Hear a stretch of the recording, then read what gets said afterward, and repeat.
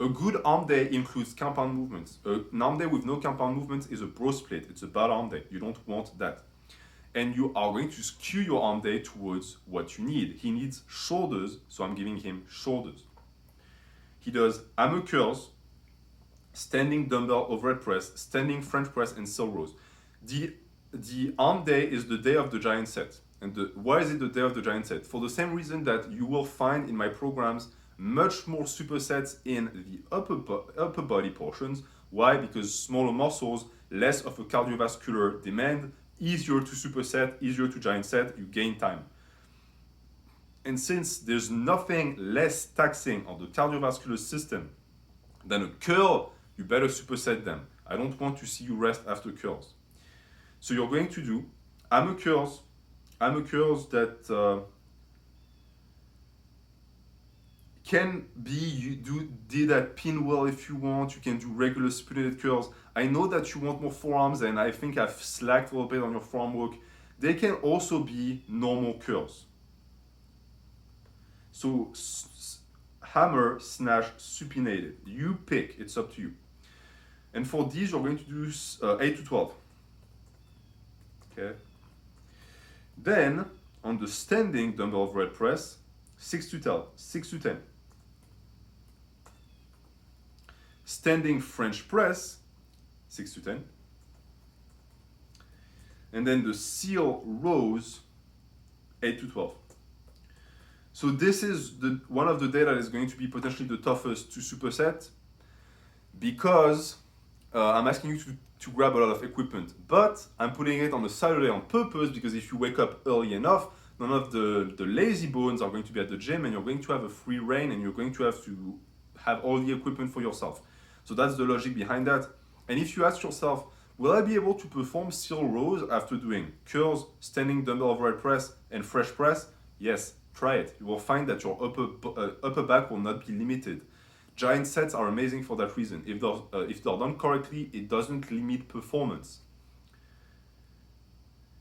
Second row, easy bar preacher curl, which is a variation that I really like. Try it with a close grip and don't go all the way down, and you will find that it really is good for the biceps. 8 to 12, I'm keeping you here because I don't want you to ego lift on that. Cable lateral raises again because he wants big shoulders. 10 to 15.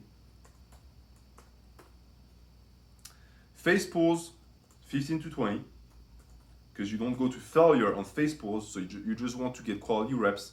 Dumbbell rows, 8 to 12.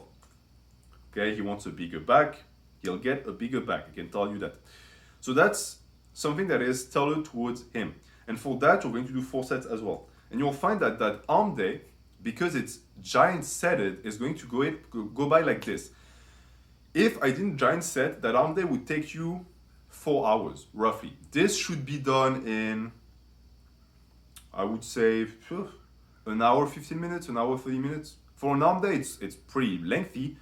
And both are going to be 3 to 4 sets for both rows of exercises, for both giant sets. Logic in that is that it gives you a lot of room to progress, because if you find that you burnt yourself out on the first 4 sets, I don't want you to do 4 sets and then have one that's not useful.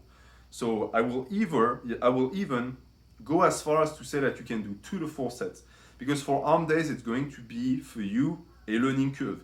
Keep in mind that I did say that the arm day is not mandatory. Okay, you can do it or you can't, it doesn't matter, because there's already arm work outside of it in the program. Is it sufficient? No. This is why arm days are important past a certain point. There's always the potential also to just grab the exercises that I put here and put them in the rest of the days, but I'm not going to do that, that's your job. So that's it. That's his program. I just did it as if I was talking to him directly. But I was also talking to you, guy who didn't request the program, but who wants to run a gentleman split. All of the rep ranges apply to you. So if you want, you can just copy paste them into the template that I'm going to leave blank. I leave the template blank because I don't know if you guys know those books called the book that you're the hero of, where you make the decisions. That's the type of template that I like to propose. That way, you're not programming for yourself because I did most of the work, but you're still doing something that is giving you an idea of how it works. So this is what I want you to do. So the template remains blank. And again, as I said, if you compare it, you will see that there's a lot of difference. For example, the arm day, I have you, person who didn't ask for the program, I have you do an horizontal press. Why?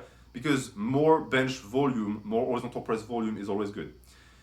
And I'm going to end with this, because I've already been talking a lot. And I need to bench, I want to bench, it's my bench day today. You will find that I'm giving you a lot of freedom for the template, because I just tell you what movement pattern to do. It's up to you to pick, okay? If you want to do a dip, do a dip. If you want to do a seated overhead press for the vertical press, do it. A Viking press, do it. It's up to you. But pay attention to the specificity of what you do. Look at what I've done for his program. Everything is specific. Lifts feed each other off. If you end up with a mumbo jumbo of random movements all over the place, it's going to kill the synergistic nature of gentleman's split. So I'm going to leave you with that. Any questions about the split, let me know in the comments.